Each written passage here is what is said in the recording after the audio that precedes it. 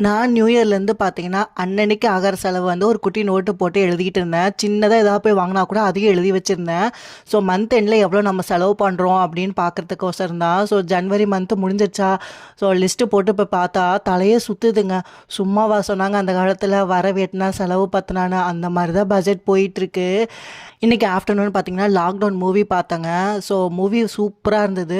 மூவியில் குறையே சொல்ல முடியாது. பட் எனக்கு தான் ஏதோ மைண்ட் அப்செட்டாக இருந்தது. ஏன்டா இந்த மூவி பார்த்தோம் அப்படிங்கிற மாதிரி இருந்தது.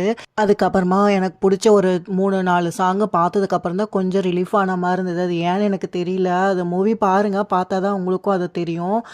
ஸோ நைட்டு வந்து டின்னர் பார்த்தீங்கன்னா இட்லி தாங்க சுட்டிருந்தேன். ஸோ எங்கள் வீட்டில் தோசை சுட்டோம்னா பாப்பா சாப்பிட மாட்டா, அவளுக்கு பிடிக்கவும் பிடிக்காது. ஸோ ஒரே மாவு தான், அது இட்லி என்ன தோசை என்னன்னு எனக்கு புரியல. ஸோ இட்லி நல்லது தானேன்னு சொல்லிட்டு அவள் கேட்கும்போது நான் சுட்டு கொடுத்துருவேன். ஸோ மதியானம் வந்து சிக்கன் கிரேவி பண்ணியிருந்தேன், அது கூட வந்து இட்லி சாப்பிட்டாச்சு.